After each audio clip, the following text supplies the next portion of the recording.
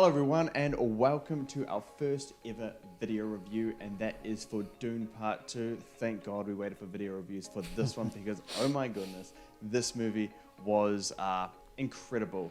I'm James, that's Nan, and we're coming to you from Australia and New Zealand.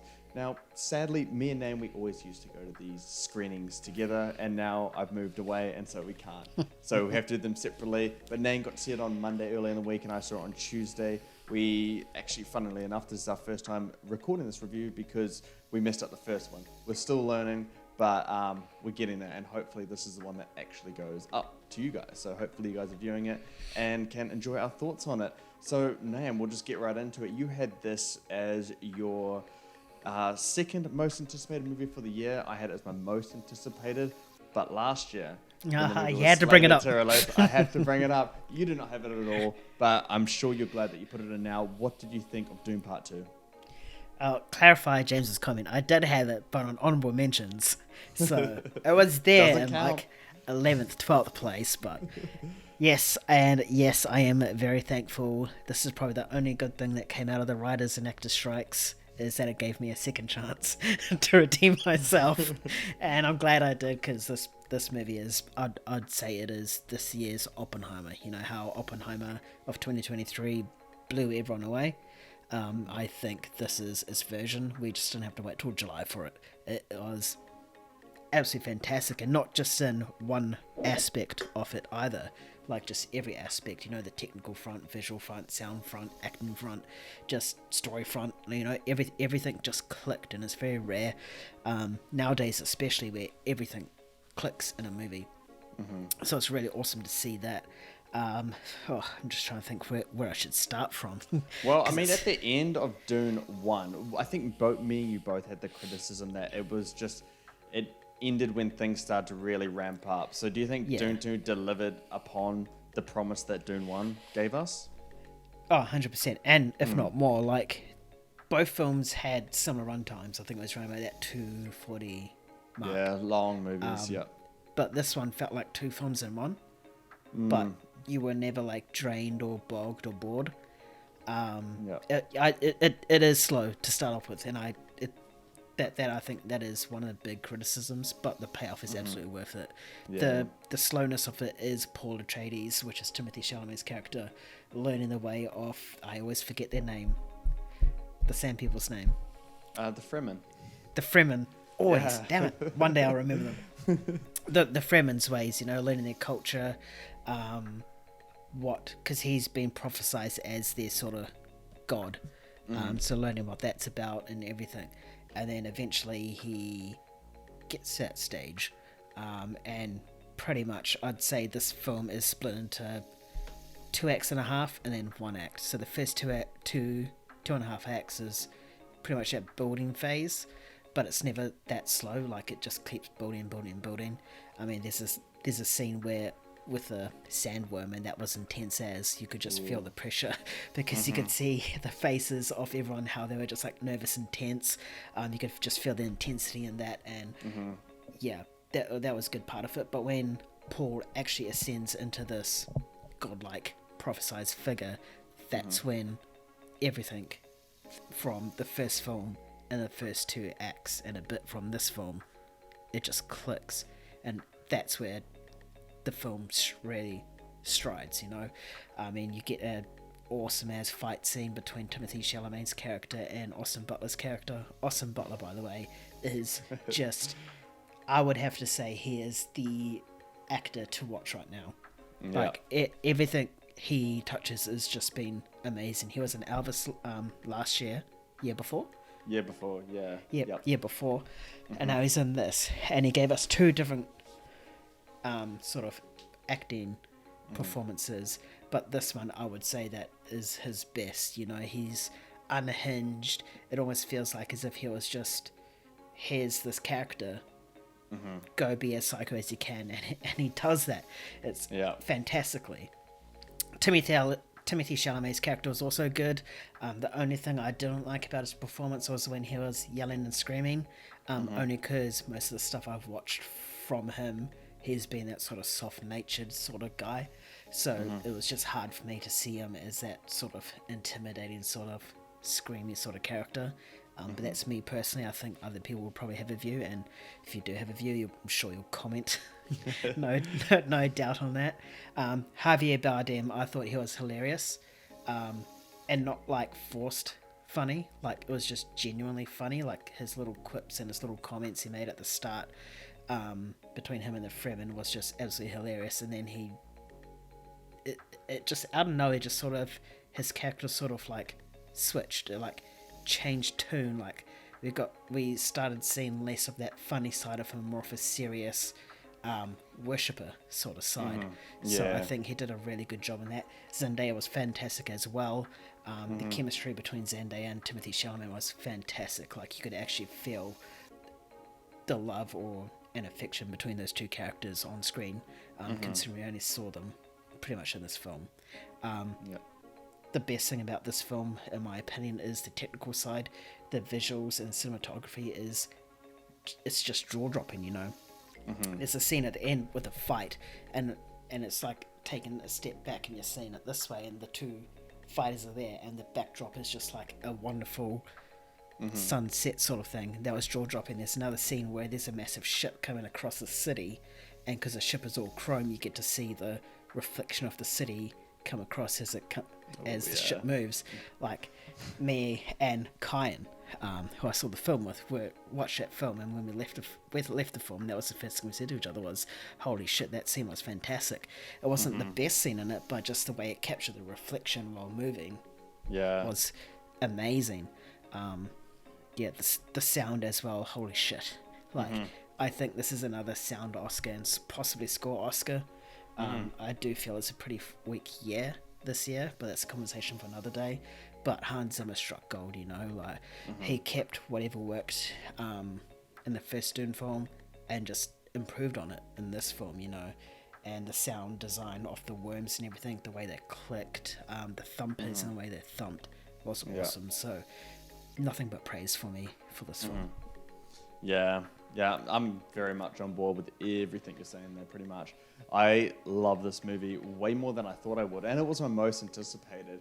This movie, it's too early for me to declare it as a masterpiece just yet. I need to see how it kind of ages with me, but I'm pretty sure it's heading in the direction where I would consider it one of my masterpieces for my personal preference. But yeah, no, so good. And what really struck me as the most surprising elements is the story, because, you know, you go into Denis Villeneuve with Greg Fraser as the cinematographer, with Hans Zimmer at the helm composing the film. You know you're going to get something that sounds and looks beautiful. But story is one where I wondered, because, you know, adapting Frank Herbert's Dune is said to be damn near impossible for the medium of film. But I think they've done it a good way here, and they've done it in a way that's digestible, in a way that you can really sink into the world and just kind of, you know, learn it and, you know, kind of feel it as well. So yeah, amazing job with that stuff. What I really love is, you know, how they've added a lot of, you know, layers to the narrative. You know, you're seeing all this, like, these layers just go on to the narrative, whether it's, you know, these religious elements, the faith, politics, culture. You're just seeing so much into everything, and then the way it builds up all these complexities through those elements, and it, you know, injects it into its characters. It all just unweaves in a beautiful way, in a really, you know, epic and grand scale, and you get some really, you know, jaw-dropping moments, not just the way it looks, but the way it actually, you know, unravels narratively. So that was something that I really loved. Yeah, and, you know, you come to the cast, and this is one of the greatest ensembles for a big budget blockbuster that I think we've ever seen. And then, you know, you go to the young people in this movie: Austin Butler, Florence Pugh, Zendaya, and Timothee Chalamet. They may just be, you know, some of the, you know, faces of Hollywood in the future, because those four have very promising careers and they're all super talented. You know, Florence Pugh, sadly, she didn't have too much to do in this movie. I would like to have seen more of her. and Zendaya as well. I would like to see more of her, but you're absolutely right. Her chemistry with Timothée Chalamet was surprising. They had really good chemistry together, and I really brought that relationship and how it developed. I completely brought into that. Austin Butler, yeah, completely unhinged. He's cutthroat, he's ruthless, and it's just an absolute joy to watch. He's just so much fun in this. I wouldn't say it's better than Elvis, just because Elvis is a lot more complex. But this just shows me that Austin Butler can do great things in, these kind of action blockbusters, especially in a villainous role. I'd love to see more of it.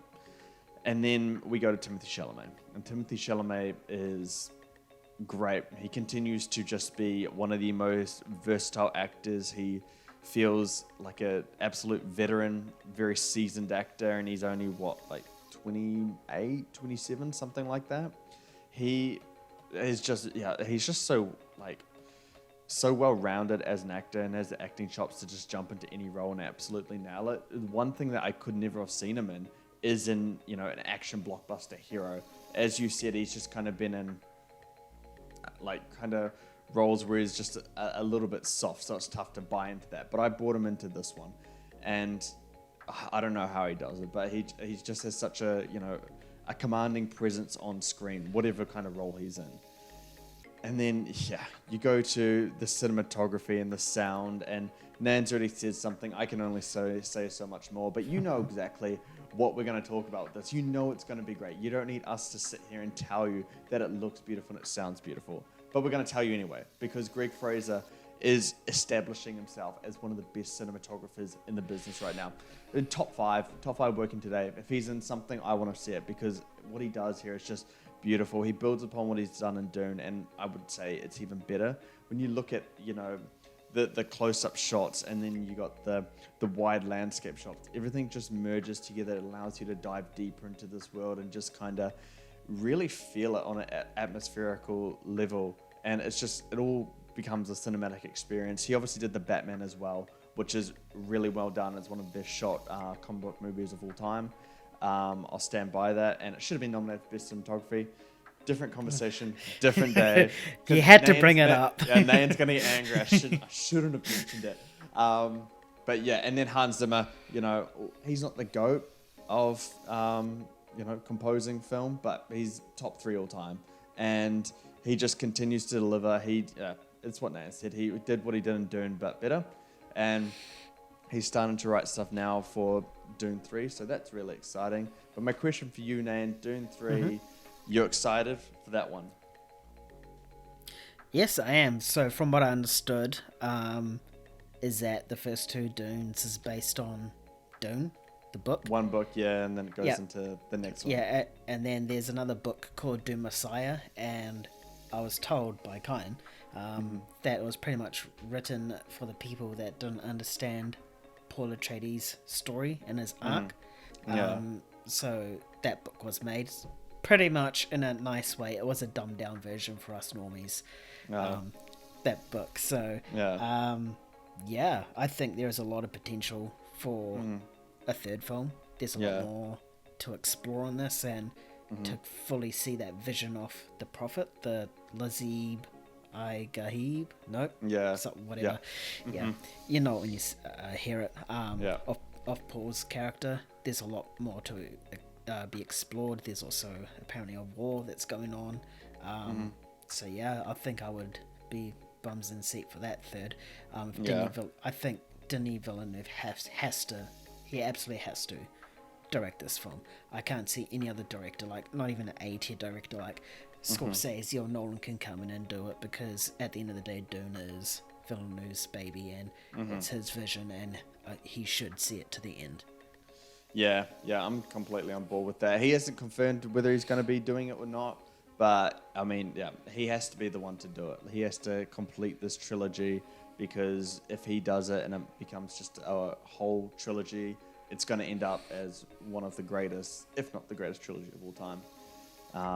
Don't know if it could compete with something like The Dark Knight or Lord of the Rings, but it would definitely be up there in those ranks of Denis Villeneuve as the one at the helm doing that. But yeah. All right, scores, Nan. Out of 10. I remembered it for this one. He did. It's funny because we recorded the previous one and he forgot it. So nice to see. But we're doing it now. Yeah. Before I get into my score, I do have to say, if you are going to watch Dune, watch in the biggest, loudest cinema you can. They said it for Oppenheimer. I'm saying it for this. IMAX preferably, because you just appreciate the visuals and the sound so much more better. So that's my plug for you, IMAX. I'll take a cut. Thank you. My score for this one would be... I'm going to go a 9.3 out of 10. 9.3? Oof. 9.3. That's big. I'm going to go a 9.2. Like, anything I give over a 9 is just, they're so good. And they're rare for me, but this one absolutely deserves it. 100%. 100%. Yeah, so that is our first video review for Dune Part 2.